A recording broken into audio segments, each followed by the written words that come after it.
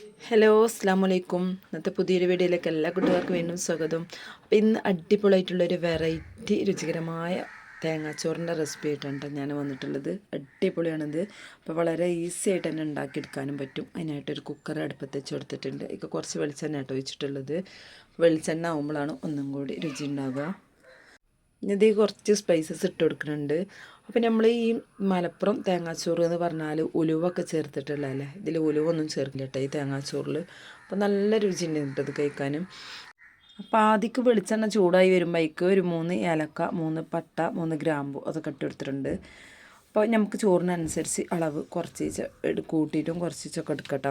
പിന്നെ ഒരു 10-15 ചെറിയ ഉള്ളിയാണ്, അത് ഞാനിങ്ങനോട് കട്ട് ചെയ്തെടുത്തിരുന്ന് അതും ആ വെളിച്ചെണ്ണയൊക്കെ ഒന്നിട്ടിങ്ങോട്ട് ജസ്റ്റ് ഒന്ന് വാട്ടിയെടുക്കണുള്ളൂ. കൂടുതൽ മൂപ്പിക്കുക ഒന്നും ചെയ്യേണ്ട ആവശ്യമില്ല, ചോറിൻ്റെ കൂടെ ഇട്ടെടുത്താലും മതി. അപ്പോൾ ഇങ്ങനെ ചെയ്യുമ്പോൾ ഒന്നും കൂടി രുചിയാണ് കേട്ടോ. അപ്പോൾ ഞാൻ വെളിച്ചെണ്ണ ഇട്ടിട്ട് ജസ്റ്റ് ഇതാ ഒന്നും കണ്ട് വാട്ടിയെടുക്കുന്നുണ്ട്. അല്ലാതെ മൂത്ത് പോകുകയൊന്നും ചെയ്യരുത്. അപ്പോൾ ഇതിനെ വെള്ളം ഒഴിച്ച് കൊടുക്കണം കേട്ടോ. അപ്പോൾ ഞാൻ ഈ പാത്രത്തിനാണ് ഈ പാത്രത്തിന് 2 പാത്രം അരിയായിട്ട് എടുത്തിട്ടുള്ളത്. ഒരു കപ്പ് പോലത്തെ ഒരു പാത്രമാണ്. അപ്പം നമുക്ക് അരിക്കനുസരിച്ചിട്ടുള്ള വെള്ളം ഒഴിച്ച് കൊടുക്കണം. അപ്പോൾ ചില അരി വേവ് ഉണ്ടാവില്ല, ചില അരി വേവ് ഉണ്ടാവും. അപ്പോൾ നമ്മൾ ഒരു കപ്പിന് 2 കപ്പ് അളവ് എന്നുള്ളതിലാണ് നമ്മൾ അരിക്ക് ഒഴിച്ച് കൊടുക്കേണ്ടത്. അപ്പോൾ വേവ് കുറഞ്ഞരിക്കും. അപ്പോൾ ഞാൻ എടുത്ത അത്യാവശ്യം വേവുള്ള അരി ആയതുകൊണ്ട് തന്നെ ഈ പാത്രത്തിന് 2 പാത്രം അരി നിർത്തിയിരുന്നു. അതിക്ക് ഞാൻ 5 പാത്രം വെള്ളമായിട്ട് ഒഴിച്ചു കൊടുത്തത്. പിന്നെ ഞാൻ അതിക്കൊരു കപ്പ് തേങ്ങ, ഒരക്കപ്പ് തേങ്ങ കേട്ടോ, ഈ പാത്രത്തിൻ്റെ ഒരക്കപ്പ് തേങ്ങ, പിന്നെ കുറച്ച് വലിയ ജീരകം ഉണ്ടല്ലോ അതും, പിന്നെ അതുപോലെ കുറച്ച് ഒരു നുള്ള് ചെറിയ ജീരകം, പിന്നെ കുറച്ച് കറിവേപ്പില, പാകത്തിന് ഉപ്പിട്ടോ അതൊക്കെ ചേർത്തിട്ട് പിന്നെ ഒരു കളറിന് വേണ്ടിയിട്ട് കുറച്ച് മഞ്ഞൾപ്പൊടിയും കൂടി ഇട്ട് കൊടുത്തിട്ടുണ്ട്. പിന്നെ അതിൻ്റെ ശേഷം നന്നായിട്ടൊന്ന് ഇളക്കിയിട്ട് ഇതാക്കി കൊടുക്കുക. അപ്പോൾ ഈ വലിയ ജീരകം ഒന്നായിട്ടുള്ളതാണ്, അതിന് കുഴപ്പമില്ല. അപ്പോൾ ഞാൻ പൊടിച്ചതാണ് ഇട്ട് കൊടുത്തത്. അപ്പോൾ ഈ തേങ്ങയും ജീരകമൊക്കെ കൂടെ ഒന്നും കണ്ട് പൊടിച്ചിങ്ങാണ്ട് അങ്ങനെയും വേണമെന്നുണ്ടെങ്കിൽ ചേർത്ത് കൊടുക്കട്ടോ. അപ്പോൾ എനിക്ക് തേങ്ങ അങ്ങനെ ചിരകി ഇട്ട് കൊടുക്കുന്നതാണ് ഇഷ്ടം. അപ്പോൾ നമുക്ക് കഴിക്കുന്ന സമയത്തൊരു രുചി ഉണ്ടാവും കേട്ടോ. അപ്പോൾ നമുക്ക് ഈ തേങ്ങൻ്റെ അളവും ഒക്കെ അതുപോലെ കൂട്ടും കുറക്കൊക്കെ ചെയ്യുക. അരിക്കനുസരിച്ചിട്ട് വേണം ഇട്ടെടുക്കാൻ. കൂടുതൽ തേങ്ങ ഇട്ട് കൊടുത്തിട്ടുണ്ടെങ്കിൽ നല്ല രുചിയാണ്.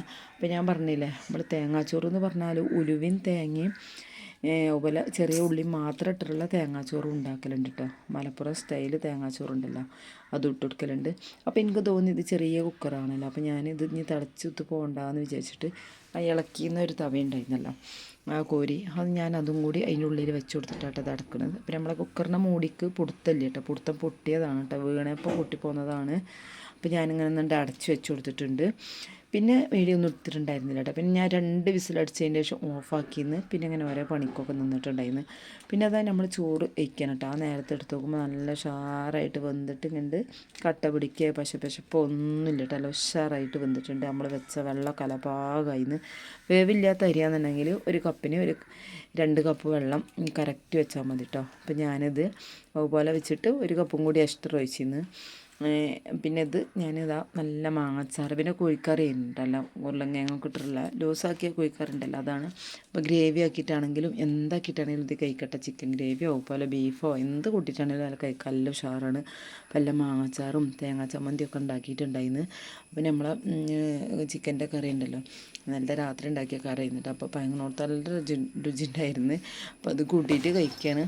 അപ്പോൾ നമുക്ക് എളുപ്പത്തിലും നല്ല രുചിയിലും നല്ല ഈസിയിലായിട്ട് ഉണ്ടാക്കിയെടുക്കാൻ പറ്റിയിട്ട് അടിപൊളിയായിട്ടുള്ളൊരു തേങ്ങാച്ചോറ് ഉണ്ടാകും. അപ്പോൾ ഇതുവരെ ഉണ്ടാക്കി നോക്കാത്തവരൊക്കെ ഉണ്ടെങ്കിൽ ഒന്ന് ഉണ്ടാക്കി നോക്കിയിട്ട് അഭിപ്രായങ്ങളൊക്കെ പറയുക. അപ്പോൾ നമ്മളെ വീഡിയോ ഇഷ്ടമാവുകയാണെങ്കിൽ ഒന്ന് ലൈക്ക് ചെയ്ത് സപ്പോർട്ട് ചെയ്യാനും, അതുപോലെ ചാനൽ സബ്സ്ക്രൈബ് ചെയ്യാതെ കാണുന്ന പുതിയ കൂട്ടുകാരൊക്കെ ആണെങ്കിൽ സബ്സ്ക്രൈബ് ചെയ്യാനൊന്നും മറക്കരുത്.